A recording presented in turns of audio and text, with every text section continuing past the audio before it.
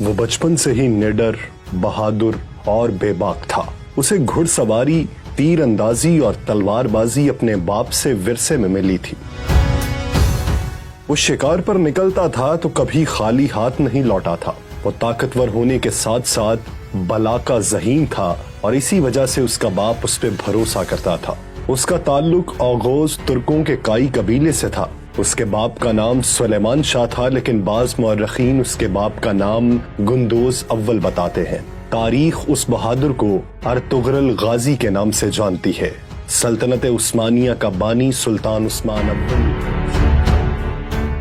Ertugrul 1190 میں موجودہ ترکی کے صوبے بروسا میں پیدا ہوا۔ جب منگولوں نے ترکمانستان پر حملہ کیا تو بہت سے قبیلوں نے ہجرت کی اور ایشیائی کوچک کی جانب روانہ ہوئے۔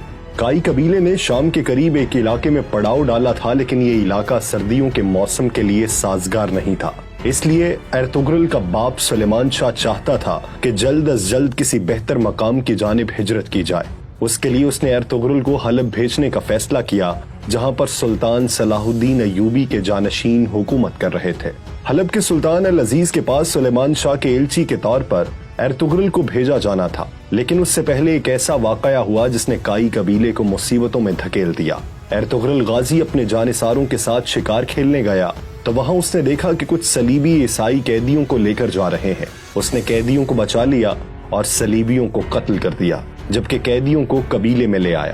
صلیبیوں سے جھڑپ میں اس نے اناطولیہ پر قابض صلیبی سردار تیتش کا بھائی بھی قتل کر دیا، جس کے بعد صلیبی کائی قبیلے کے دشمن ہو گئے۔ جبکہ جو قیدی وہ ساتھ لایا تھا ان میں ایک بوڑھا شخص اور اس کی ایک بیٹی اور بیٹا تھا۔ یہ شخص رومی سلجوق شہزادہ غیاث الدین تھا، جسے شہزادہ نعمان بھی کہا جاتا ہے۔ اس کی بیٹی حلیمہ سلجوق شہزادی تھی جو بعد میں ارطغرل کی بیوی بنی، اور اس کا بھائی شہزادہ شہیر بھی ان کے ساتھ تھا۔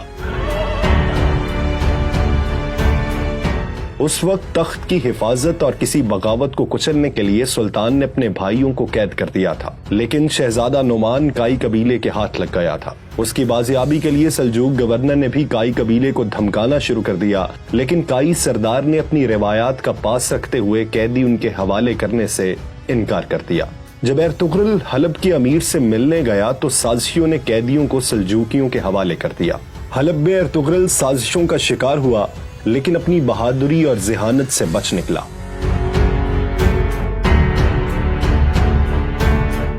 ارطغرل نے جو علاقہ سلطان سے حاصل کیا وہ صلیبیوں کے قلعے کے نزدیک تھا، اور اس میں رہنے کا مطلب تھا کہ موت کے منہ میں چلے جانا۔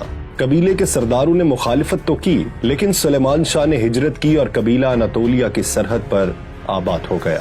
تیتش نے اپنے بھائی کا بدلہ لینے کے لیے ان پر حملہ کیا۔ کائی قبیلے نے ارطغرل کی قیادت میں ان کے قلعے پر حملہ کر دیا۔ کائیوں نے صلیبی قلعہ فتح کر لیا۔ 1225 میں سلیمان شاہ کے انتقال کے بعد قبیلے کی سرداری کا مسئلہ سامنے آیا، لیکن اس سے قبل کہ کوئی فیصلہ ہوتا منگول ان پر حملہ کر چکے تھے۔ 1230 میں منگول تاتاری چنگیز خان کی قیادت میں چین اور ایران فتح کر چکے تھے۔ منگولوں کی ایشیائی کوچک مہم کا سربراہ نویان تھا۔ اس نے تمام ترک قبیلوں پر حملہ کیا اور انہیں روندتا چلا گیا۔ اس نے کائی قبیلے پر بھی حملہ کیا اور قبیلے کو آگ لگا دی۔ قبیلے کے لوگوں نے مشکل سے جان بچائی اور ارطغرل کی والدہ ہائمہ خاتون اور بھائی گلدارو کی قیادت میں اپنے دوست قبیلے دو درگا چلے گئے۔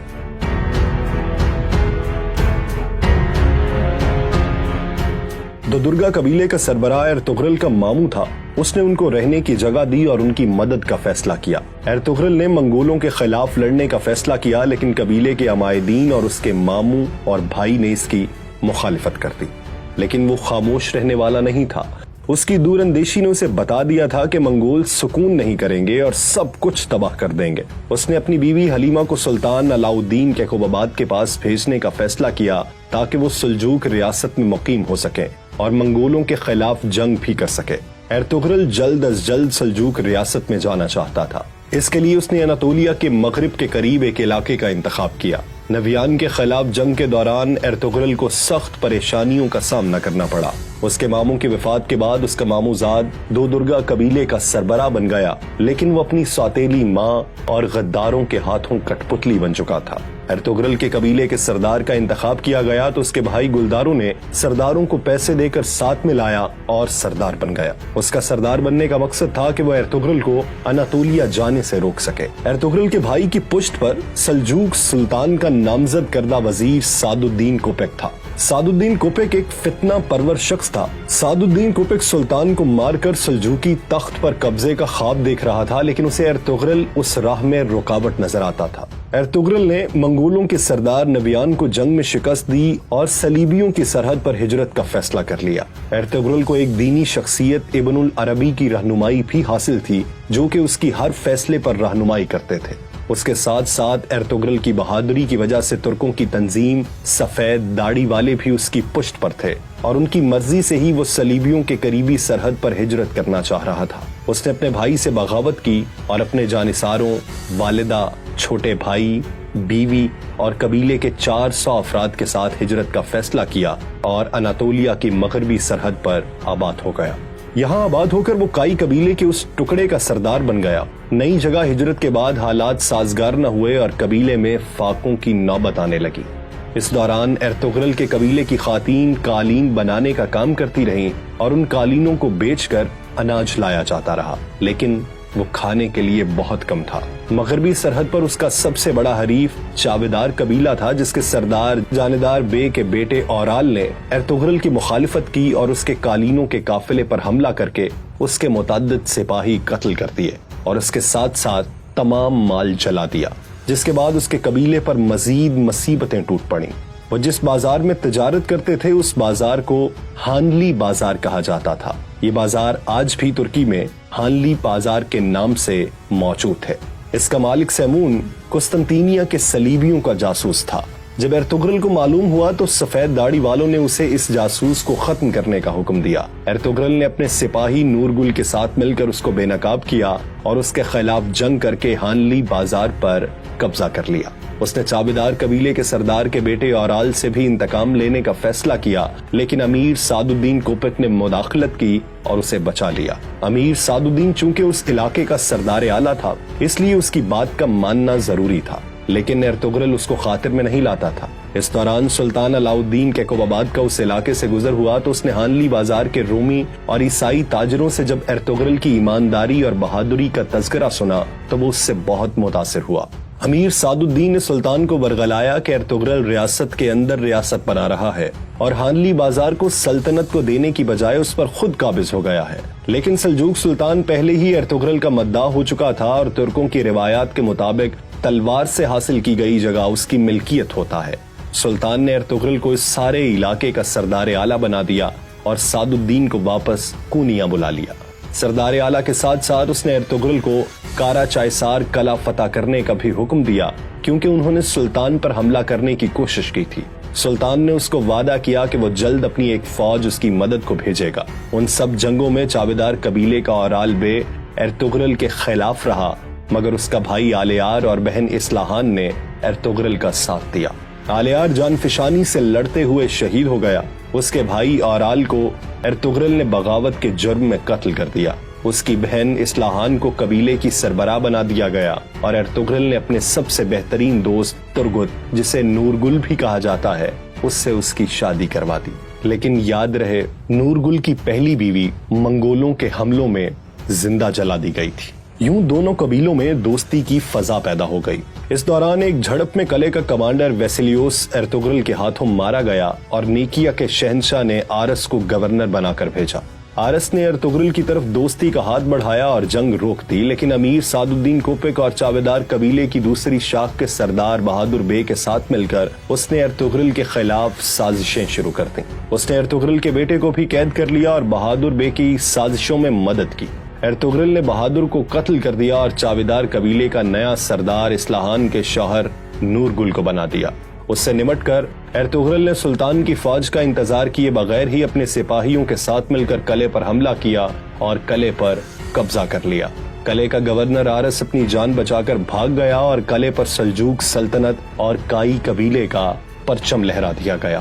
کارا چائسار قلعہ اور ہانلی بازار فتح کرنے کے بعد ارطغرل کا ہر طرف چرچا ہونے لگا۔ ارطغرل نے قلعے میں اپنے بھائی سارم کو نائب مقرر کیا اور سعد الدین کوپک کے سازشوں سے سلطان کو آگاہ کرنے کونیا چلا گیا۔ کونیا میں سلطان کو اس نے امیر سعد الدین کے خلاف ثبوت دیے، لیکن وہ سازشی اپنی جان بچانے میں کامیاب ہو گئے۔ 1237 میں اس نے سلطان علاؤ الدین کیقوباد اور اس کے نامزد جانشین شہزادہ کلیج ارسلان کو قتل کروا کر غیاث الدین کیسرو کو سلجوق سلطان بنا دیا۔ سلطان کے قتل کا الزام ارطغرل پر لگا دیا اور اسے قید میں ڈال دیا گیا۔ ارطغرل کو قید میں ڈالنے کے بعد سلطنت پر امیر سعد الدین کوپک کا قبضہ ہو گیا۔ اس نے کارا چائسار قلعے اور اس علاقے سے ارطغرل کی سرداری ختم کروا دی اور گنالپ نامی قلعے دار کو سردار اعلیٰ اور قلعے کا نگران بنا دیا۔ لیکن جب سلطان غیاث الدین کو معلوم ہوا کہ اس کے باپ کو ارطغرل نے نہیں بلکہ اس کی ماں کے ساتھ مل کر سعد الدین کوپک نے قتل کروایا ہے، تو اس نے ارطغرل کو دوبارہ سردار اعلیٰ بنایا اور ارطغرل کو آزاد کروا دیا۔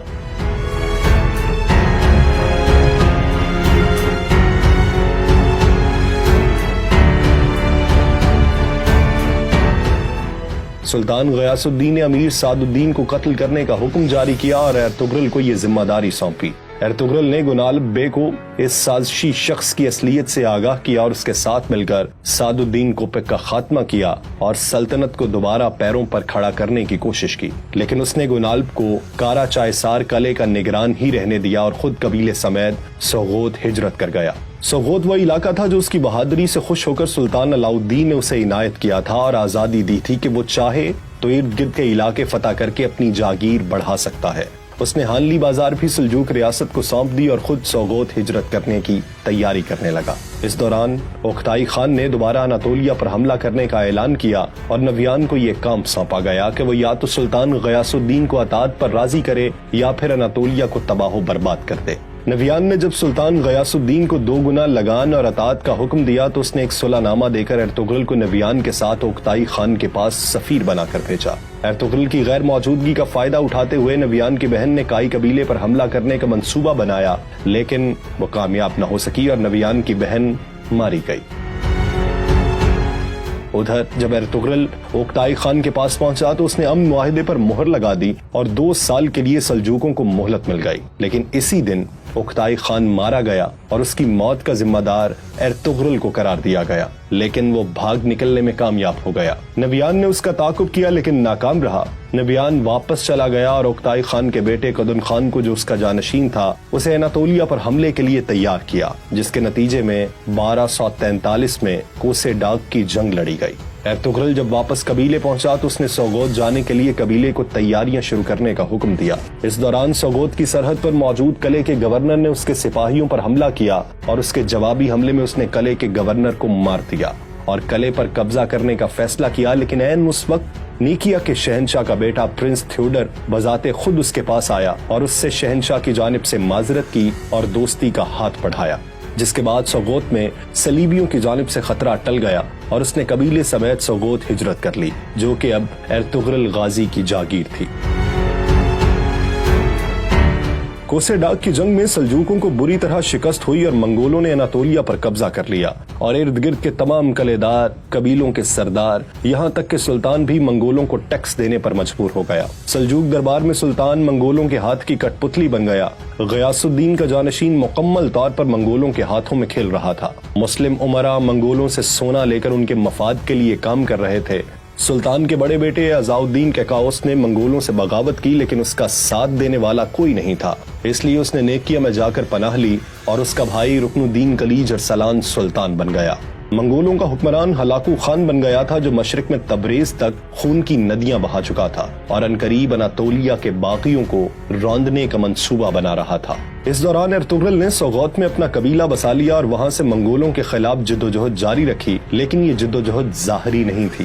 ظاہری طور پر وہ منگولوں کو ٹیکس دیتا تھا، لیکن اندرونی طور پر وہ منگولوں کے خلاف ایک بڑا منصوبہ تیار کر رہا تھا۔ اس نے مصر کے مملوک سلطان ملک الظاہر رکن الدین بیبرس اور چنگیز خان کے پوتے برقا خان، جس نے اپنے قبیلے کے ساتھ اسلام قبول کر لیا تھا اور منگولوں کے خلاف جنگ جاری رکھے ہوئے تھا، اس کے ساتھ مل کر ایک منصوبہ بنایا۔ سلطان عزاء الدین کیکاؤس اور اس کے حامی قبائل کو اکٹھا کیا اور ان 2 بڑی طاقتوں کو منگولوں سے لڑنے کے لیے تیار کر لیا۔ لیکن اندرونی سازشوں اور صلیبی قلعے کے غدار گورنر کی طرف سے حملوں کے بعد ارطغرل بری طرح پھنس گیا تھا، کیونکہ اپنے عظیم مقصد کو پورا کرنے کے لیے ایک بڑی جنگ ضروری تھی، لیکن اس دوران وہ کسی طور بھی بازنطینیوں سے جنگ کا سوچ بھی نہیں سکتا تھا۔ منگولوں کی شورش جاری تھی، جبکہ کئی قبیلے کے لوگ ان سے مل چکے تھے۔ ارطغرل کا سوغوت سے کنٹرول ختم کرنے کے لیے سلجوق وزیر بہاؤالدین نے امرولو قبیلے کو سوغوت میں بسانے کا فیصلہ کیا۔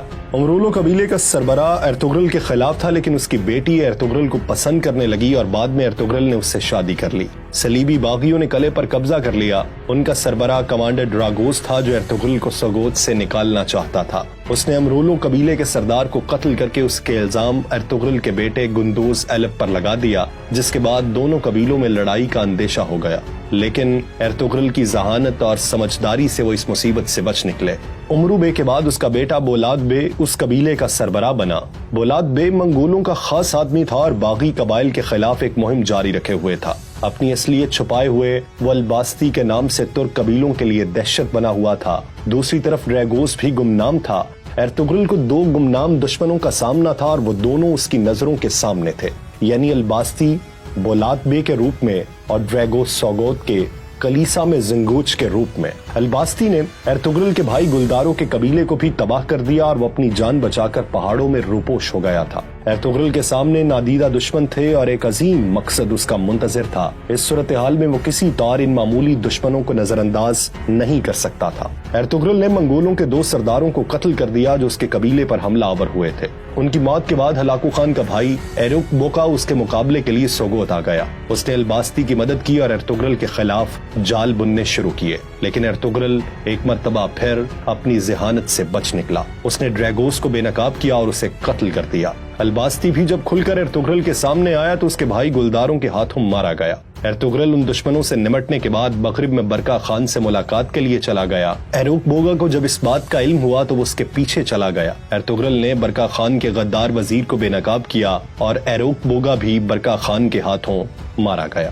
ارطغرل نے برقع خان کے ساتھ مل کر منگولوں سے جنگ کی۔ اس نے برقع خان کو یقین دلایا کہ جب وہ منگولوں پر حملہ کرے گا تو اناطولیہ کے ترک اس کے شانہ بشانہ ہوں گے، جبکہ سلطان ظاہر بیبرس بھی اپنی فوج کے ساتھ ان کے ساتھ شامل ہو جائے گا۔ ارطغرل واپس قبیلے آ گیا اور اپنے چھوٹے بھائی دندار بے کو قائم مقام بنا کر اس جنگ کے لیے روانہ ہو گیا۔ اس جنگ میں منگولوں کو شکست ہوئی۔ لڑائی کے دوران ہی ہلاکو خان علیل ہو گیا اور بیماری سے چل بسا۔ مسلمانوں کو فتح نصیب ہوئی۔ بغداد سے خلافت عباسیہ کے خاتمے کے بعد خلافت عباسیہ قاہرہ منتقل ہو گئی۔ سلطان بیبرس بھی واپس مصر چلا گیا اور ارطغرل جنگ سے غازی بن کر لوٹا، اسی لیے غازی اس کے نام کا حصہ بن گیا۔ وہ 1280 میں 90 سال کی عمر میں سوغوت میں فوت ہوا اور اسی شہر میں اس کا مقبرہ تعمیر کیا گیا۔ ارطغرل غازی کی بہادری اور شجاعت اور فروغ اسلام کی خاطر جدوجہد کی نشانی کے طور پر ترکمانستان میں اس کے نام پر ایک مسجد بھی تعمیر کی گئی ہے۔